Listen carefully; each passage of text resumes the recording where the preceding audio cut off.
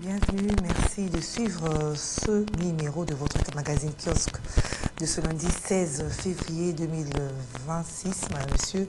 Merci de nous rester fidèles. Ce matin, nous avons comme invité Joseph Kongolo et Jean-Marie Kaminga. Avec eux, nous allons analyser 3 sujets d'actualité. Le 39e sommet des chefs d'État et de gouvernement de l'Union africaine tenu à Addis Abeba en Éthiopie, où le président burundais Évariste Ndayishimiye a pris officiellement la présidence tournante de l'Union africaine. Il a appelé les États africains à défendre le respect du droit international et de l'intégrité territoriale, estimant qu'au XXIe siècle, les agressions entre pays africains ne devraient plus avoir cours. Il a insisté sur la nécessité de restaurer durablement la paix sur le continent. Évariste Ndayishimiye a indiqué qu'aucun pays africain ne devrait être récolonisé, envahi ou obligé de se soumettre à un quelconque pouvoir étranger au XXIe siècle. On va donc analyser ce discours du président entrant de l'Union africaine. Est-ce que ce sont échappés des bonnes intentions ou on peut attendre quelque chose de bon avec le Burundi, surtout par rapport à la crise à l'Est et la République démocratique du Congo, les relations entre la RDC et le Burundi. Et dans une interview à la Radio France Internationale, le secrétaire général de l'ONU, Antonio Guterres, a indiqué, je cite, « On peut signer des accords, mais s'il n'y a pas de confiance, les accords ne vont pas résoudre le problème. La MONUSCO n'a pas la capacité d'imposer la paix, ni le mandat, ni la capacité. » Voilà, le propos de Antonio Guterres fera également l'objet des analyses tout au long de ce numéro de votre magazine kiosque. Et la RDC a accepté, a répondu favorablement à la proposition du cessez-le-feu soumise par l'Angola. Cessez-le-feu. Nous allons revenir sur cette acceptation de la République démocratique du Congo qui a été saluée notamment par l'Union africaine, par la Belgique. Nous allons en parler avec nos invités. Et la question du dialogue ne pourra pas manquer parce que c'est l'actualité de ces derniers temps. Denis Mukwege estime que le pays a besoin d'un dialogue national pour régler le problème de gouvernance. Ça, c'est le prix Nobel de la paix. Nous allons en parler avec nos invités. Joseph Kongolo, bonjour. Bonjour madame.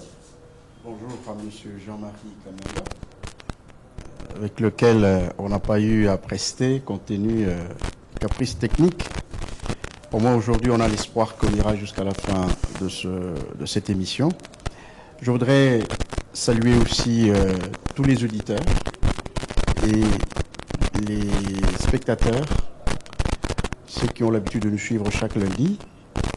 Nous espérons que nous en sommes en train de répondre à leur interrogation sur les opinions que nous donnons sur un ensemble de problèmes que connaît la République démocratique du Congo. Nous serions encore mieux s'il y a le feedback, s'ils peuvent soit s'adresser à vous sur une ou une autre réponse qui n'a pas été bonne ou vraie. On pourrait toujours y revenir pour donner d'amples précisions parce que nous sommes sur le plateau. Nous n'avons pas tout le temps possible pour donner des réponses peut-être suffisantes à toutes les questions qui nous sont posées ici. Donc, je les encourage que de temps en temps, quand il y a quelque chose qui ne marche pas, ils peuvent utiliser le numéro qui est au bas de l'écran et nous serons toujours informés de leurs questions et nous pouvons, dans la mesure du possible, leur fournir des réponses. Merci, Joseph Kongolo. Jean-Marie Kaminga, bonjour. Merci, madame, pour l'invitation et merci aux auditeurs et aux téléspectateurs. Merci aussi à mon co-débatteur. Je pense que nous aurons un temps merveilleux pour partager et puis pour contribuer pour l'édification de notre pays. Je crois que nous aurons un débat républicain qui va aider notre population et qui peut aider aussi à l'épanouissement de notre pays. Alors, débutons avec ces propos, cette déclaration du secrétaire général de l'ONU, Antonio Guterres. On peut signer des accords, mais s'il n'y a pas de confiance, les accords ne vont pas résoudre le problème. Ces propos sont tenus, on sait qu'il y a des accords qui sont signés, Doha, Washington. Quelle analyse vous faites de ce propos du secrétaire général de l'ONU? Oui, c'est ça la réalité, puisque je pense aujourd'hui fait 7 ans ou 5 ans que nous sommes en guerre et nous avons signé tant d'accords et il y a beaucoup d'intervenants, mais en réalité sur le terrain, les choses ne marchent pas. Les gens meurent et c'est ici l'occasion d'interpeller notre gouvernement, de comprendre une chose, que la guerre ne s'efface pas au Rwanda. La guerre est sur le territoire congolais. Ce sont les Congolais qui payent les prix, ce sont les Congolais qui meurent et c'est à notre gouvernement de prendre des initiatives pour stopper cette histoire, recouvrir l'intégrité territoriale qui nous échappe aujourd'hui et nous avons toute cette obligation de le faire en tant que pays. Donc la déclaration de Guterres, moi je le comprends aujourd'hui, quand il n'y a pas la confiance entre les partis, vous ne pouvez pas trouver la solution. Puisque aujourd'hui, entre la RDC et le Rwanda, c'est un peu de jeu de cache-cache. Donc chacun cherche à gagner du temps et le Rwanda est dans sa logique de continuer à piller les richesses du pays et la RDC est dans la logique de gagner cette guerre militairement avec tout ce que nous voyons comme partenaires. On a commencé avec les EAC, nous avons eu la SADC et aujourd'hui nous avons le Burundi qui est resté, il y a la Tanzanie qui revient en force et toutes ces histoires-là. Dans tout ça, c'est le Congolais qui paie les prix. Donc c'est à notre gouvernement de créer des mesures de confiance et après que nous aurons, qu'est-ce que nous pouvons faire? Mais d'abord, il faut à tout prix assouplir la misère de ces gens de l'Est qui souffrent du jour au jour. Créer des mesures de confiance, c'est-à-dire? Aujourd'hui, je suis content que le gouvernement a accepté le cessez-le-feu que l'Angola a demandé. On a vu la déclaration du M23 qui dit que pour eux, ils restent dans la mesure de confiance qu'ils ont signée à Doha. Mais en réalité, dans cette mesure de confiance, c'est la cessation des hostilités. Donc, il y a un peu deux principes, mais ils parlent le même mot. Puisque le M23 veut à tout prix amener le gouvernement sur l'accord de Doha, qui n'est pas en soi un accord qui peut avantager l'État congolais. Et moi, j'apprécie le gouvernement qui accepte aujourd'hui le cessez-le-feu. Et l'Amérique, comme vous avez dit, l'Union européenne, la Belgique, ont approuvé et ils sont d'accord avec la position du gouvernement. Maintenant, la balle est dans le camp du Rwanda d'influencer les gens du M23, d'entrer dans cette logique du cessez-le-feu pour qu'on mette un peu ces mesures de confiance réapparaît pour que les choses marchent et que les choses s'accélèrent pour la paix à l'Est. Et c'est à ce moment que je remercie peut-être la représentante du secrétaire général, la dame qui a fait quand même cet acte de bravoure d'aller à Goma. Il a confirmé que le M23 était prêt dans cette histoire de vérification. Et je pense que maintenant, il y a un peu un accélérateur sur le processus pour retrouver la paix. Merci Jean-Marie Kabenga. Je reviens à vous, Joseph Kongolo. On peut signer des accords, mais s'il n'y a pas la confiance, les accords ne vont pas résoudre les problèmes. C'est un peu après, comme c'était passé après la signature de l'accord à Washington. Devant Trump, c'est qu'avec les présidents rwandais, les accords sont signés, mais les problèmes restent. Si ça ne marche pas, c'est nous, c'est pas le président Trump. Bien, merci beaucoup. Entre les partis. Oui, je sais que la foi est l'élément moteur en matière de négociation. La bonne foi, c'est l'élément moteur. S'il n'y a pas de bonne foi, je crois qu'autant n'est pas aller en négociation. Justement, et on a vite senti que le processus de négociation lui-même a été une sorte de contrainte pour les uns, particulièrement pour le Rwanda, c'était une contrainte. Les États-Unis ont forcé le Rwanda à venir à Washington. Le Rwanda, de lui-même, il n'était pas prêt à aller à Washington pour aller signer cet accord. Vous voyez, c'est ça déjà le grain de sable dans l'engrenage. C'est ça le grain de sable dans l'engrenage. En plus, pourquoi le Rwanda ne voulait pas aller signer cet accord? C'était clair. Le Rwanda gagnait plus que la production de son propre pays. C'est-à-dire que jusqu'à preuve du contraire, le Rwanda n'a jamais manifesté une seule volonté d'arrêter cette guerre. Il préfère faire pourrir la situation, allonger le temps, jouer sur le temps, chercher des subterfuges. Tantôt ce sont les terres congolaises, tantôt c'est FDLR, tantôt ce sont les rwandophones, donc les Banyamulenge. Donc vous comprenez bien qu'il y a quelqu'un, un belligérant, qui ne veut pas, il préfère cette situation-là parce que ça lui fait du bien. C'est ce qui est connu. Au moins le monde l'a déjà aussi détecté. 4 jours seulement après la signature des accords de Washington, on a vu ce que le Rwanda a fait. Donc comme ça, le Rwanda est tombé dans le paquet et il a violé les accords. Vous comprenez? Donc c'est normal. Partout où il y a blocage, c'est le Rwanda qui bloque. Parce que la RDC est prête. La RDC est consciente aujourd'hui que la guerre se passe en plus de moitié du Congo et que les minéraux de la République partent. Ce sont les Congolais qui meurent, ce sont les femmes congolaises qui sont violées. La RDC est très consciente. Et chaque fois, tout ce qui a rapport à la fin de la guerre, à la détente, la RDC est prête. La preuve, c'est que, avec le cessez-le-feu proposé par Lorenzo, la RDC n'a pas traîné, n'a pas réfléchi pour accepter le cessez-le-feu. Donc c'est pour vous dire tout simplement que le blocage se trouve de l'autre côté du prédateur. C'est le prédateur. Mais Guterres parle de la confiance entre les partis. La confiance est dans une seule partie et dans l'autre partie, il n'y a pas de confiance. Ils ne veulent pas, il n'y a pas de foi. Il n'y a pas de bonne foi. C'est-à-dire que c'est en vain qu'on signe ces accords parce qu'ils soulèvent ça. Mais justement, le problème qu'il y a, c'est quoi, madame? Je vais vous dire quelque chose de très important. Quand vous avez accepté de signer, sous la contrainte ou pas, vous devenez responsable de votre signature. C'est ça, effectivement. Par contrainte ou pas, du moment que vous avez signé, directement vous êtes responsable de votre signature. Et je crois que c'était le guet-apens. C'était le premier piège dans lequel le Rwanda est tombé, parce qu'il ne voulait pas de ces accords. Mais au moins, sous la contrainte, le Rwanda est allé signer. Maintenant, on va le prendre, on le juge par la signature, on ne peut plus le juger par d'autres propos. C'est par la signature. Il a signé, oui, mais le respect, il y en a tout à fait. Même s'il y a des pressions quelconques, il y a des sanctions qui peuvent s'en suivre, c'est sur base de la signature. Ça ne sera plus sur base des arguments qu'il pourra donner par la suite. Vous voyez? Dans la civilisation occidentale, la signature est très importante. Très, très, très importante. Voyez-vous? Donc, le Rwanda ayant déjà signé, au moins, le Rwanda a donné la voix d'abord aux médiateurs, aux parrains de cet accord, de pouvoir exercer la pression sur lui pour avoir apposé sa signature. Voilà l'élément essentiel.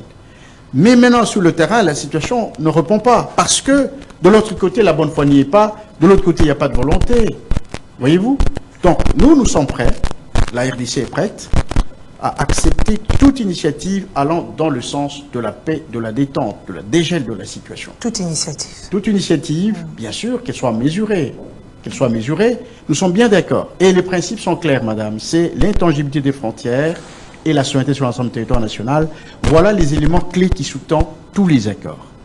Et la résolution 2377, c'est l'épine dorsale, n'est-ce pas, de toute négociation. Nous ne pouvons pas déroger à cela. Donc, je voudrais seulement vous dire que nous sommes à un moment où nous étions en position de faiblesse depuis un certain temps. Après la signature des accords, la RDC est en position de puissance.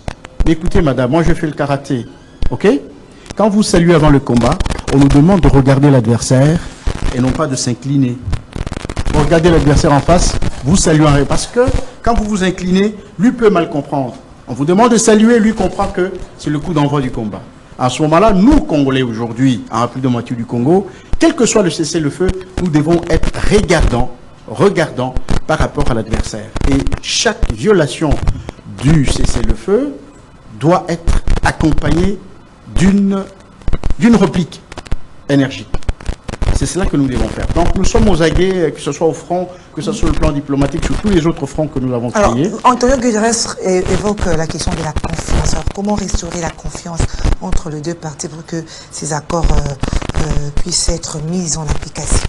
Madame, sur fond de la signature, chez nous on dit, quand vous mangez la viande et qu'elle est dure à la dent, qu'est-ce qu'il faut? Il faut utiliser le couteau. Aujourd'hui, avec la signature, la confiance peut être forcée. Sous la pression pour forcer cette confiance, aujourd'hui. Pour arrêter les armes. Pour arrêter les armes. Ouais. Ça veut dire quoi? Quand il y a des sanctions, ça veut dire quoi? On a violé. Quand il y a des sanctions, ça veut dire on a violé une norme quelque part. De la même manière, la signature est une norme. Et si vous voyez quelqu'un qui traîne les pas pour respecter la norme, respecter la signature, on peut utiliser la force. La force va de la pression, sanctions et parfois... Mais le Rwanda semble minimiser ses sanctions à travers son ministre des Affaires étrangères. Non, et ne vous trompez pas. Ne vous trompez pas. Le langage diplomatique, il a ses emplâtres. Le Rwanda ne peut pas minimiser les sanctions parce que le Rwanda est déjà presque au pied du mur. Mais bon, la manière de communiquer des diplomates, deux fois, il fait semblant comme s'il minimise les sanctions, mais en réalité, les sanctions doivent affecter les populations. Madame, je voudrais vous dire que la majorité d'argent qu'ils volent en République démocratique du Congo, ce n'est pas de l'argent qu'on met dans le circuit de l'État. Souvent, ce sont eux-mêmes qui créent des quartiers, qui construisent des quartiers au Rwanda, qui leur appartiennent et dans lesquels ils logent les Rwandais. C'est de l'argent, ils font les affaires, ils ont des actions dans plusieurs entreprises dans le monde aujourd'hui. Ce n'est pas de l'argent, n'est-ce pas, qu'on met forcément dans les circuits du fonctionnement du gouvernement rwandais. Donc c'est pour vous dire que chaque sanction a des effets dévastateurs sur la population rwandaise. Et tout ce qu'ils volent au Congo, c'est plus dans les poches des autorités Kagame, l'ancien chef d'état-major. C'est toute une équipe qui s'est fait cette part. Vous avez les Bizimakara et les autres qui se partagent tout ce qui vient du Congo. Ne croyez pas que ça rentre dans les structures de l'État. C'est pourquoi à chaque secousse, c'est la population qui râle. Vous avez suivi le Rwanda, le président lui-même dit qu'il faut serrer la ceinture, mais là la situation est difficile. Vous l'avez entendu dans une de ses adresses. Donc c'est pour vous dire que les sanctions, on peut les minimiser verbalement, mais en réalité, ce sont les populations pauvres qui subissent, n'est-ce pas, toutes les conséquences. Jean-Marie Kamenga, la MONUSCO n'a pas la capacité d'imposer la paix, ni les mandats, ni la capacité. Antonio Guterres, alors que vous avez tout à l'heure là salué le fait que l'hélicoptère de la MONUSCO est atterri à Goma. Oui, c'est là où moi je dis peut-être à mon frère que nous ne pouvons pas accélérer dans le croire que nous sommes en position de force, puisque sur le terrain, nous avons cette réalité. J'insiste sur une chose, que la guerre se passe chez nous. C'est nous, les Congolais, qui payons le prix. Le Rwanda est là, libre, sa population va normalement, mais c'est la population congolaise qui meurt tous les jours. Donc c'est à notre gouvernement d'abord de prendre ce dessus. Alors, ce qui concerne ce que Guterres a dit, là je reviens peut-être à la dernière résolution 2808, qu'on demande cette fois-ci que la force des Nations Unies doit être offensive. Donc de dire qu'il ne peut pas imposer la paix. Il y a la pression aujourd'hui internationale. La preuve est que si cet hélicoptère a atterri à l'aéroport de Goma, c'est que la pression était forte de la part de la communauté internationale. Le Rwanda a cédé pour que cet hélicoptère atterrisse. Ça, c'était une bonne chose. Et c'est la même pression comme aujourd'hui. Ils ont balisé le chemin.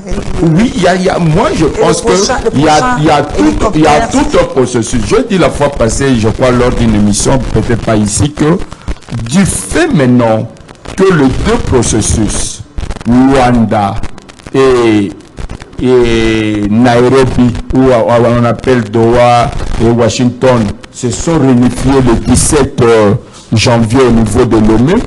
Et la réunion qui s'est passée lundi passé à Luanda, ça c'est un lueur d'espoir pour le pays. Aujourd'hui, nous sommes dans une pression internationale de part et d'autre. Kagame est sous pression, et le président Félix est sous pression. Le monde en a marre. Le monde est fatigué de cette guerre. Le monde veut la paix au Congo. Donc aujourd'hui, nous ne pouvons plus rester un peu dans ce que nous pensons. Chaque guerre a toujours une finalité. Souvent, on se retrouve sur la table des négociations.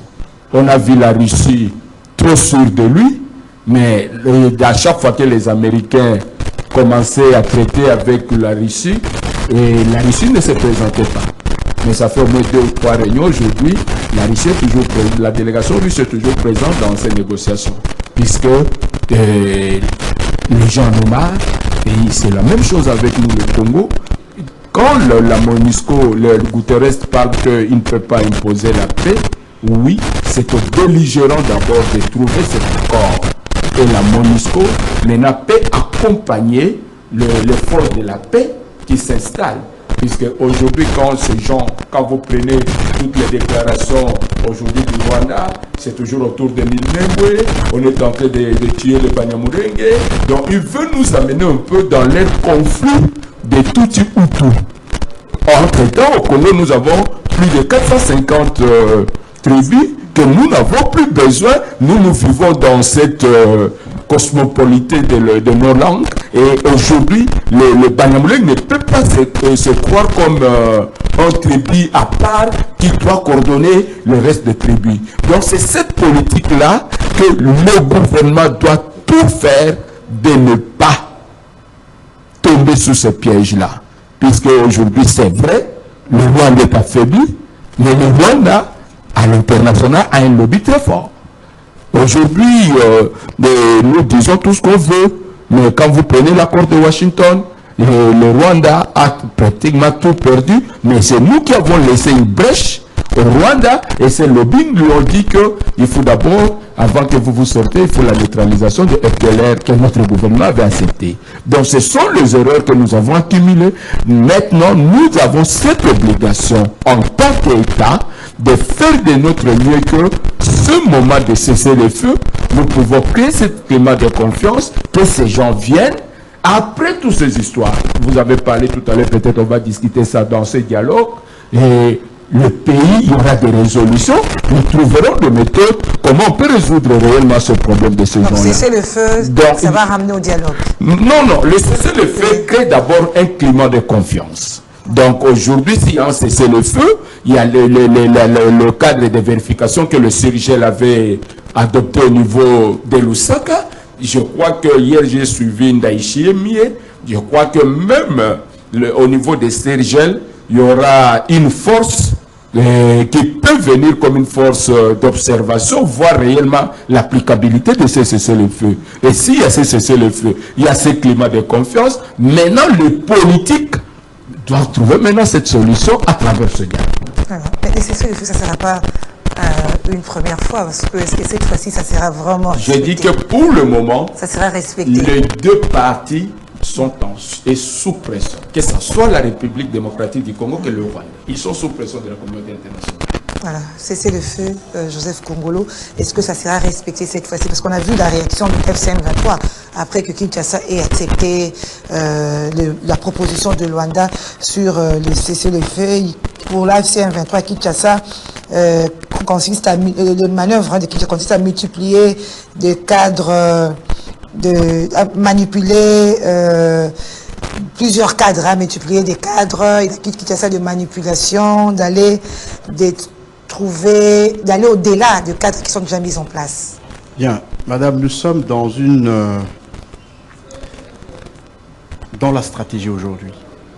On ne peut pas réfléchir de manière innocente là où il y a un enjeu qui oppose deux idées. Voyez-vous? Donc, Kinshasa peut se précipiter d'acter le cessez-le-feu, mais dans le cadre d'une stratégie. Le Rwanda peut traîner les pas pour le cessez-le-feu dans le cadre aussi d'une stratégie. Et parfois, les uns et les autres sont pris dans les stratégies des autres. Okay? Quand ils ne respectent pas le cessez-le-feu, ce sont des stratégies. C'est ce que nous disons. Oui, il peut ne pas respecter le cessez-le-feu en visant autre chose. En visant une revendication quelconque. Non, il faut d'abord qu'il fasse ça pour que l'on respecte le cessez-le-feu. C'est pourquoi on dit quand on est dans cet environnement, c'est difficile. Alors, M. Jean-Marie parlait de la position de force. Non, une position de force, ici, la guerre n'a pas pris fin avec une contre-offensive militaire. La guerre a pris fin avec une contre-offensive diplomatique. Pas fin, c'est-à-dire que l'arrêt de l'avancement. Alors, ici, nous avons des indicateurs qui démontrent bien qu'aujourd'hui, la RDC est en position de puissance. Ce n'est pas parce que les troupes rwandaises sont sur le sol congolais. Nous faisons une appréciation par rapport au début de la guerre et par rapport à la position actuelle. C'est pourquoi nous disons que le rapport de force est renversé aujourd'hui. Et le Rwanda a confirmé ça dans son discours dans son dialogue national. Il a confirmé ça. Parce que ce sont les mêmes partenaires du Rwanda, les mêmes soutiens du Rwanda. Quand il a fait 30 ans République démocratique du Congo, ce sont les mêmes qui sont aujourd'hui derrière la République démocratique du Congo. C'est un renversement de situation. Et ce renversement de situation renverse le rapport de force militaire, diplomatique en particulier. C'est pourquoi nous disons que nous sommes en position de force sur le plan diplomatique et que les soutiens du Rwanda sont devenus les soutiens de la République démocratique du Congo. Ça, c'est un renversement radical, n'est-ce pas? De position, effectivement, de position. Et sur le plan diplomatique, c'est clair. Or, une victoire diplomatique, elle est toujours suivie dans les heures, les jours, les semaines, les mois qui suivent par un renversement de force sur le terrain. Et nous sommes dans cet ordre-là. Nous sommes là. Du moment qu'ils ont perdu diplomatiquement, c'est un pays faible au départ, c'est un pays faible qui n'a rien aujourd'hui. Ok? Alors, du moment qu'on a renversé ce rapport de force sur le plan diplomatique, eh ben, il y aura aussi, ce sera suivi d'un renversement de rapport de force sur le terrain. Nous ne sommes pas pressés, ou ce processus-là n'a jamais été aussi rapide comme les gens le pensent. Eh ben, il faut du temps et cela va se réaliser absolument. C'est pourquoi je voulais répondre à propos de la position de force. Donc, il y a des indicateurs qui démontrent assez suffisamment qu'au début de la guerre, n'est-ce pas, jusqu'à aujourd'hui, il y a des changements stratégiques qui ont été démontrés et qui montrent que... Alors, revenons sur les faits, Joseph Kombo. Aujourd'hui, les faits sont entre la RDC, Kinshasa et l'FCM23. Et le Rwanda. Sur le terrain, les forces... Le Rwanda est impliqué. Le Rwanda qui soutient l'FCM. Bien sûr. Alors, comment vous expliquez qu'aujourd'hui, on accepte la proposition de cesser les feux avec les gens avec qui on refuse de dialoguer? Est-ce que les dialogues n'aura pas lieu selon Kinshasa avec ceux qui ont pris les armes? Madame, pourquoi les gens créent beaucoup de confusion comme ça? Mais nous sommes en négociation avec le M23 à Doha. Ce sont les belligérants. Ces gens de cahier de charge qui l'amènent à Doha. C'est là où on négocie entre belligérants. Les belligérants, c'est à Doha. Le dialogue national, c'est pour l'opposition républicaine.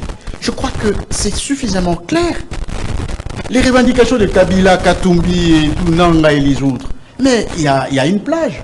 Il y a un espace qu'on a aménagé avec eux. Nous étions avec eux à Nairobi. Ils n'ont pas voulu. Maintenant, nous sommes à Doha. Qu'ils aillent déposer tous leurs cahiers de charges là-bas. Nous les attendons là-bas. Donc, tous les belligérants, on a créé un espace de dialogue. C'est à Doha.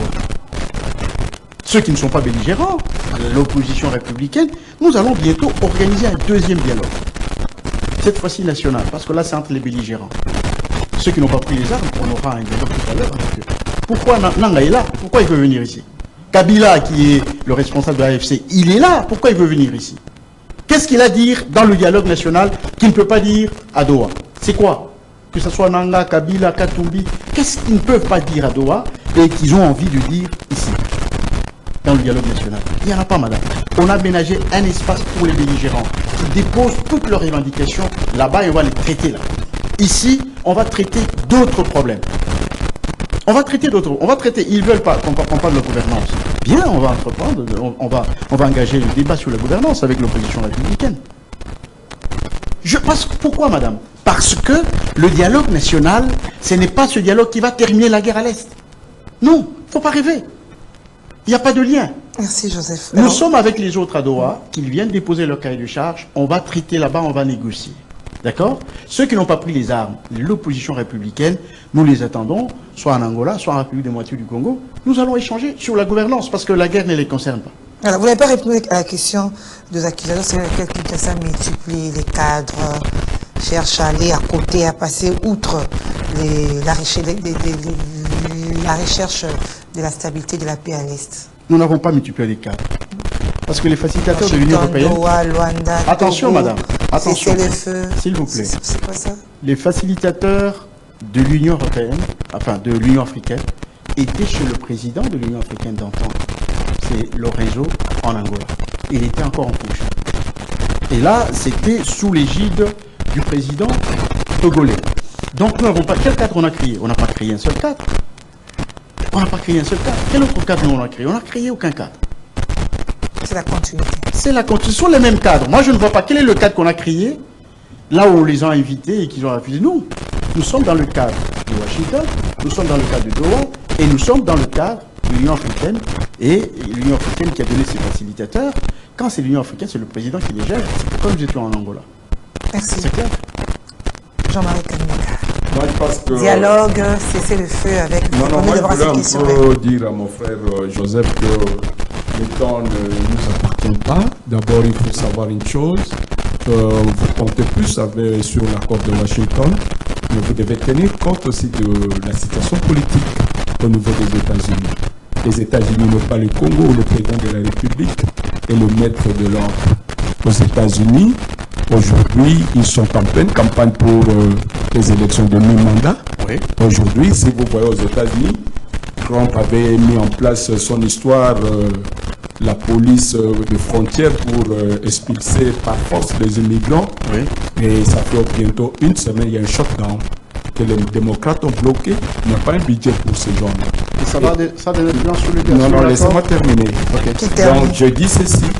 Quand vous pensez que nous resterons comme ça, au mois de novembre, il y aura des élections et que le déchambre peut basculer au niveau des démocrates et qui peut être compliqué pour nous, puisque nous savons quelle est la relation que la RDC a toujours eu avec les démocrates, puisque si cette guerre a pris tout ce temps, c'est à cause des démocrates. À chaque fois que les républicains sont là, ils essayent de pousser les choses, et quand les démocrates viennent au pouvoir, et nous savons ce qui se passe. Donc c'est comme ça que je dis que il ne faut pas toujours être serein. Le temps n'est pas avec nous. Donc en ce moment où que nous reconnaissons que les républicains contrôlent le Sénat et le Congrès, il est temps de pousser pour que nous donnons réellement ce coup fatal au Rwanda et que nous prenions et recouvrons notre intégrité territoriale. Et ça, c'est le premier point. Le deuxième point, vous venez de parler de Doha. C'est là les erreurs du gouvernement. Puisque quand vous parlez de Nairobi, à Nairobi, toutes les forces négatives sont parties, sauf le M23. Le gouvernement a un contrat particulier avec le M23. Tu ne peux pas dire aujourd'hui à l'opinion nationale que non, on attend leurs hydratats à Doha. Non. Doha, c'est le gouvernement de Kinshasa et le M23. Il n'y a pas d'autres forces, il n'y a pas la Codeco, le Codeco là-bas, ou tous ces petits groupes qui crient au niveau de l'Est de la République. Donc le gouvernement a commis des erreurs.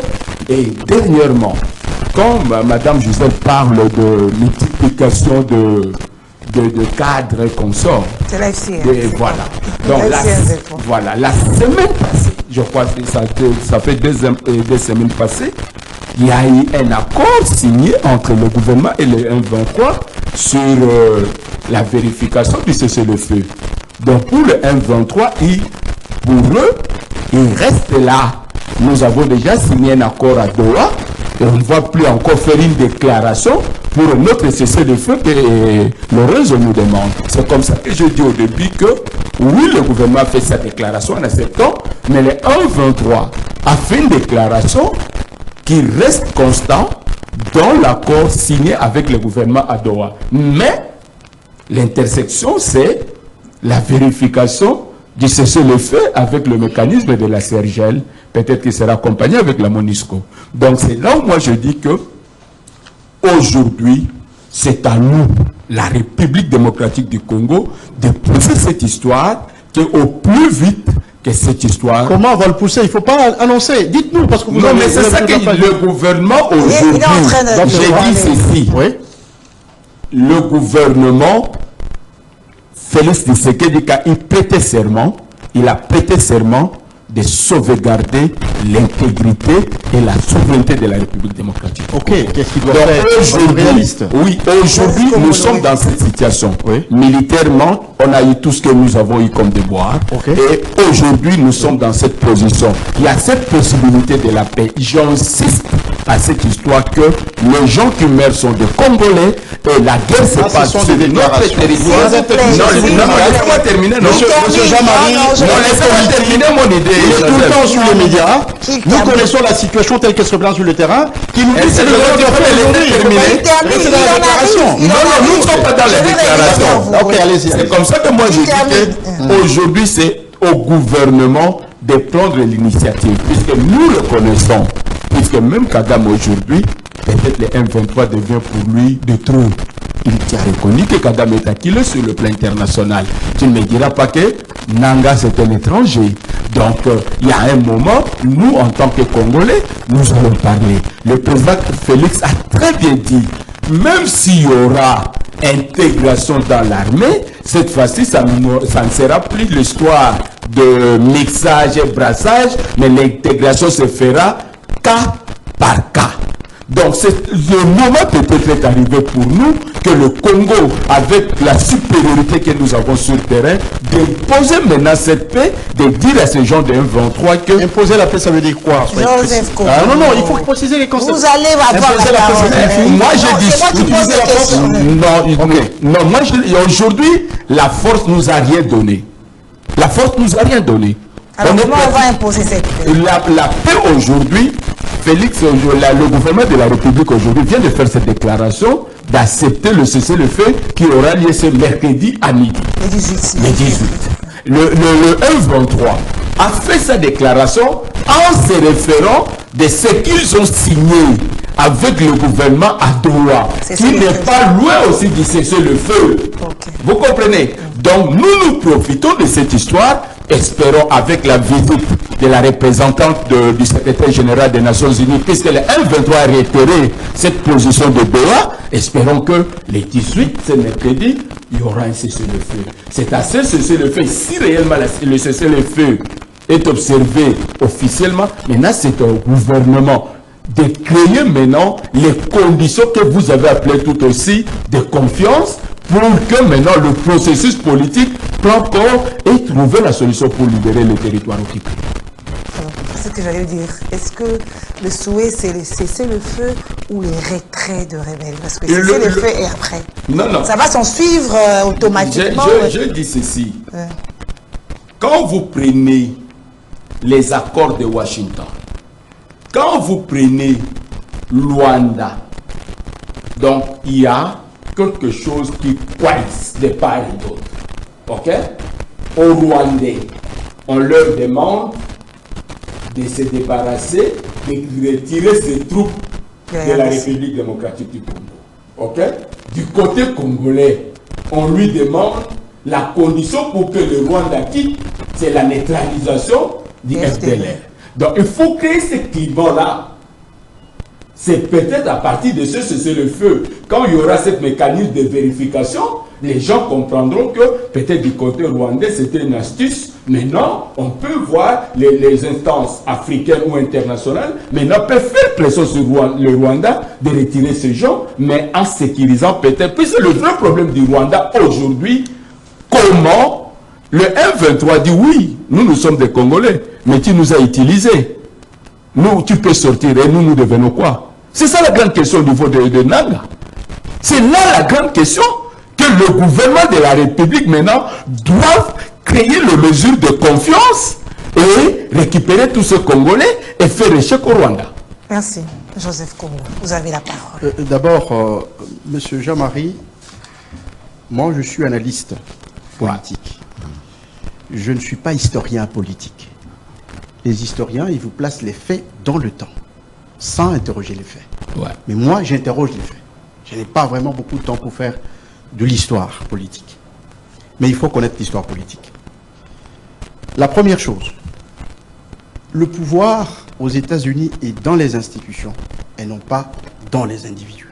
Voilà. Ça veut dire, les mesures qui ont été prises au niveau de la Chambre des représentants, au niveau du Sénat américain, ce n'est pas parce qu'on est démocrate et on est cœur de pouvoir que vous allez balayer les mesures qui ont été prises, adoptées. Qui peut être modifiées. Adoptées. Qui Bien peut sûr, être modifiées. il y a une procédure pour ça. Voilà. Il y a une procédure. Voilà. Donc, quand vous avez la majorité, ne croyez pas comme ici. Aujourd'hui, la loi Obama a été balayée sur le climat. Mais c'est le Congo qui a voté ça. Il y a une procédure. Il y a une procédure. Voilà. Ça sera très malvenu, à peine arrivé au pouvoir, commencer à revenir sur les lois, n'est-ce pas, qui ont été votées sous la majorité, soit républicaine ou démocrate. Ouais. Ce n'est pas aussi mince comme on croit. Ça, c'est la première chose. Donc, le pouvoir aux États-Unis, c'est dans les institutions. Du moment que le problème congolais, les accords congolais, tout Congolais a été entériné au niveau de la Chambre des représentants et au niveau du Sénat, ça ne sera pas du tout facile. En plus de ça, voyez l'enjeu mondial. Nous devons voir l'enjeu mondial. Les États-Unis ont besoin de contrôler certaines sources de matières critiques. Oui. Et le Congo, c'est le lieu le plus facile. Parce qu'en Ukraine, on ne peut pas être côte à côte avec la Russie et travailler en toute liberté. Donc, c'est un engagement et un défi pour les États-Unis, ce n'est pas une nécessité. Ça, c'est la première chose. C'est pour vous dire que l'argument que vous avez avancé n'est pas très, très solide. Ne soyons pas naïfs. Ne soyons pas naïfs. On nous a dit que c'était l'FDLR qui était la cause de la guerre. Maintenant, à un certain moment, c'était les sols rwandais qu'il fallait récupérer au Congo. Aujourd'hui, le discours, c'est sur les Banyamulenge. Tu peux sors me du dire, contrat. s'il vous plaît. C'est ce que Non, ben, je te relance. Oui. Puisque aujourd'hui, tout ce que Kagame est en train de dire, le sol congolais consort, moi je veux que nous restons dans l'accord de Washington. C'est là où le document que tu reconnais toi-même qu'il y a un contrat entre le Rwanda et la RDC. Donc il y a des conditions qui se sont données dans ce contrat-là. Restons dans ça. Je suis d'accord. C'est Voilà. pour vous dire ceci. Non, j'ai dit ceci. Vous savez que la politique est très dynamique. FDLR, terre rwandaise, rwandophone aujourd'hui, le Rwanda cherche un prétexte. C'est le prétexte qu'il cherche. Heureusement, nous sommes arrivés à déceler ce prétexte. Que le Rwanda, son problème, ce sont les minéraux. C'est la survie du Rwanda à travers la prédation. Nous le savons, c'est ça l'élément essentiel. Quand on parle des causes profondes, c'est ça la cause profonde. Il n'y a pas une autre cause. Avant que Kagame ne vienne, tous ces Rwandais étaient ici à Kinshasa. Ils étaient dans les institutions, ils étaient partout, ils vaquaient partout. Donc le problème, c'est la prédation. C'est la prédation. Nous ne pouvons pas perdre notre temps sur cette histoire des terres rwandaises, cette histoire de rwandophones. Ce sont des subterfuges, ce sont des prétextes que le Rwanda crée. Et nous devons le prouver encore à la face du monde. C'est pourquoi la diplomatie doit rester en veille. Mais je vois que la question de confiance, tout ça, ça fera est-ce que... Madame, à un certain moment, quand le monde, quand le monde verra bien que le Rwanda est en train de créer des subterfuges, eh bien, on va agir. Vous n'allez pas faire distraire l'adversaire éternellement. Non.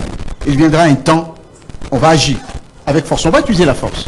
La force, elle n'est pas que brutale, elle n'est pas que la force des armes. On va utiliser encore d'autres moyens pour contraindre le Rwanda. D'ailleurs, le Rwanda est déjà dans ce petit bottes aujourd'hui. Le Rwanda est déjà dans ces petites bottes. Effectivement, bon, mon regard n'est pas le regard de tout le monde. Mon regard n'est pas le regard de tout le monde.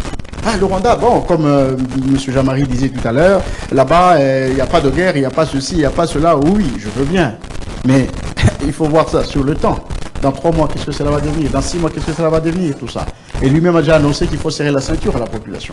Il y a déjà des retards de paiement là-bas. Donc c'est pour vous dire que le langage diplomate, on peut le comprendre, mais nous voulons foncer, aller droit dans les réalités pour comprendre la vérité de certaines choses. Voilà. Donc je voudrais dire que nous sommes sur une bonne voie et que nous ne pouvons pas baisser la pression sur le Rwanda, qu'elle soit diplomatique, qu'elle soit juridique. Dans tous les secteurs, nous ne devons pas baisser le cap. Nous allons continuer à faire pression sur les puissances, sur tous ceux-là qui sont venus nous aider pour avoir la paix, pour que le Rwanda arrive. Je veux vous dire une chose et je termine par là. Oui, Madame le Président de la République a dit à Kagame en France que vous, Monsieur Kagame, vous allez me faire une offre de paix. Vous allez me faire une offre de paix. C'est là où j'apprécie le Président. On l'a traité de tout. Mais j'aime cette anticipation. Cette anticipation-là, c'est l'élément politique le plus fin. C'est-à-dire qu'il a compris que dans 2 mois, 3 mois, 4, 5, 6 mois, le Rwanda sera au pied du mur et ça sera à lui de venir chercher la paix au Congo. Et nous y sommes. Enfin, pas encore au bout, mais nous sommes déjà là. Mais on doit s'en tenir à la réalité sur le terrain. Mais justement, madame, écoutez, la réalité sur le terrain, je vous dis, la réalité sur le terrain ne dépend pas du M23. Ça dépend de l'individu Kagame. Ça dépend de l'individu. Je dis, par rapport à tout ce qui s'est fait, par rapport à tout ce qui s'est dit, ce qui compte pour le peuple congolais, c'est la fin de la guerre. Mais justement, c'est ce que je dis. Ouais. Mais la guerre tient de qui? Qui tient la guerre au Congo? C'est le Rwanda, ce sont ses moyens et tous ses soutiens qu'il a, la famille Clinton, le clan Clinton, vous avez l'Angleterre, vous avez même l'Union européenne qui sont derrière. Mais alors, quand vous allez affaiblir, n'est-ce pas, tous les soutiens du Rwanda, évidemment, le Rwanda ne va plus rien faire. Le Rwanda n'a pas d'argent pour tenir la guerre. J'essaie un peu de me faire comprendre encore une fois. Ces soutiens-là dont vous faites allusion, c'est plus des discours, des sanctions verbales. Mais nous voulons à ce que ça soit vraiment sur le terrain. Alors, et notre discours, c'est d'Aïchimi qui a pris les commandes. Oui, vous voulez dire quelque chose? Moi, je voulais dire à mon frère Joseph une chose. Le monde aujourd'hui n'est plus ce monde unipolaire. L'Amérique n'est plus encore le centre de commandement du monde. Oui. Ok? Aujourd'hui, le centre de commandement est pratiquement... Le monde devient multipolaire. Ça devient très compliqué. Quand l'Amérique disait qu'il devait frapper, il le faisait. Aujourd'hui, Netanyahu était à Washington pour que le plus vite possible on frappe l'Iran.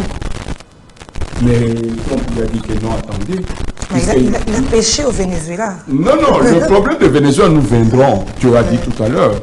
Le Venezuela, c'est... Tu as déjà vu, on écoule le régime, le même régime reste en poste. Donc, au Venezuela, il y avait de la trahison. C'est autre chose. Voilà, c'est une autre chose. Donc, c'est pour dire ceci. Aujourd'hui, le Congo représente une force, un arme. L'accord que le Congo a signé avec Washington ne plaît pas à tout le monde. Et cette histoire peut compliquer même la République.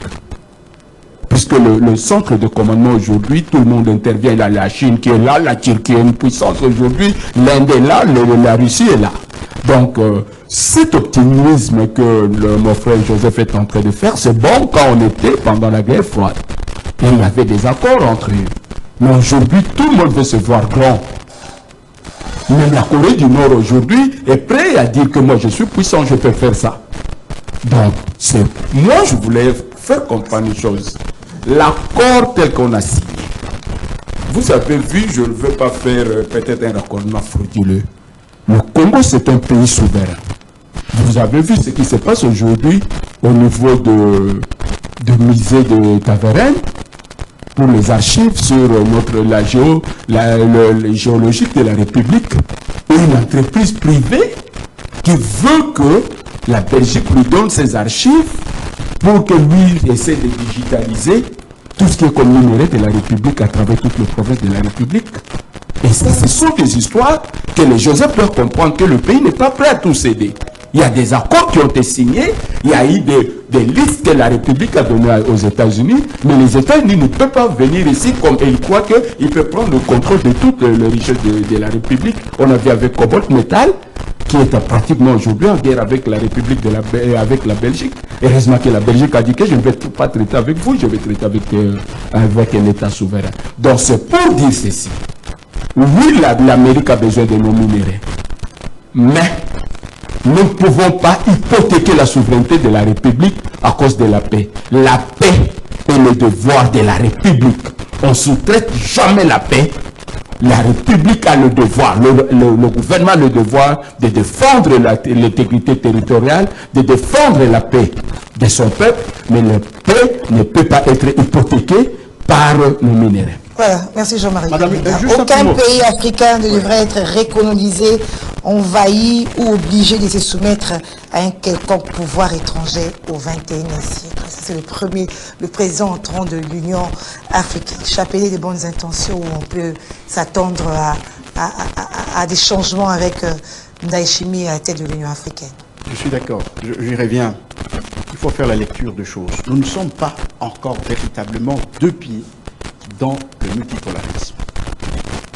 Nous sommes ici en voie.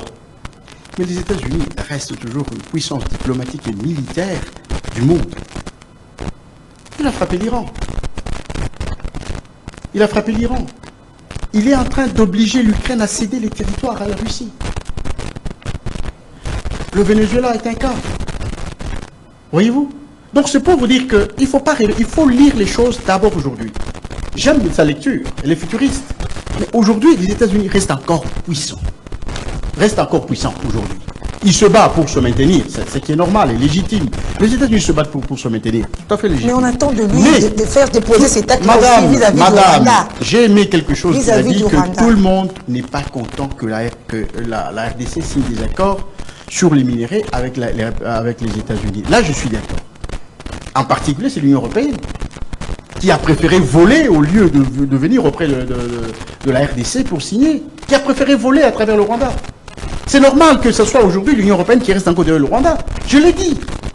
L'Union européenne fait semblant. Vous avez suivi dernièrement au Parlement européen, les gens, d'autres ont même séché le débat là-dessus parce que on parle, c'est pas suivi d'acte. Comprenez? Ils ont séché, les députés ont séché une session simplement parce que l'Union européenne n'agit pas, ils parlent mais ils font rien. Mais la lecture actuelle montre que ce sont les États-Unis qui restent encore, sur le plan diplomatique et militaire, puissance mondiale, aujourd'hui. Donc, il faut profiter de cet instant, pendant que les États-Unis sont en puissance, pour régler aussi le problème du Congo. Ça, c'est le plan stratégique. C'est ce qu'on attend d'ailleurs. C'est ce qu'on attend. Tout à fait. Maintenant, Je reviens sur je voulais répondre, mais je reviens sur le Burundi. D'abord, je voudrais dire ceci, je voudrais dire que ce que le Burundi a dit, c'est ce qui est dans la charte de l'Union africaine.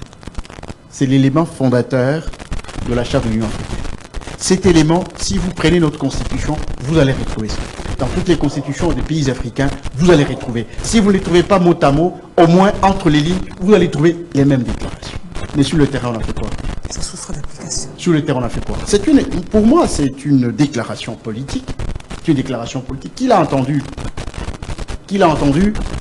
Parce que tout le monde dira que j'ai déjà entendu ça, j'ai lu ça, ça se trouve dans ma constitution. Mais qu'est-ce qu'on a fait sur le terrain? Je suis bien d'accord, mais je voudrais aujourd'hui, parce que c'est mon pays, la plus de moitié du Congo, qu'ils prennent cela comme un élément moteur de gouvernance. Il ne faut pas faire comme Kabila a fait. Il a donné des minéraux, et sur les 3 milliards, nous n'avons reçu que 822 millions. Et le reste, on a donné à Kabila. Il ne faut pas venir tromper les gens ici. Oh, on a exécuté. Non, le reste, on a donné à Kabila. C'est comme ça qu'il est milliardaire. 822 millions en lieu et place de 3 milliards. Et l'entreprise qu'on a donnée en échange des infrastructures, elle est déjà aujourd'hui, elle est déjà à plus de 40 milliards de dollars. Aujourd'hui. Elle était à 20 quelques milliards. Aujourd'hui, elle est déjà vers les 40 ou les 30 milliards de dollars. Ça, c'est un marchandage. C'est ce que M. Kamel avait dit tout à l'heure. C'est que nous devons éviter, parce qu'il a vécu ça aussi. Je ne sais pas si vous étiez aussi dans le PPRD. Donc, Kabila a bradé. Kabila a bradé. Il a bradé les minéraux. Heureusement que, bon, Tshisekedi a essayé d'équilibrer un tout petit peu en arrachant les 7 milliards, mais c'est de l'un inférieur.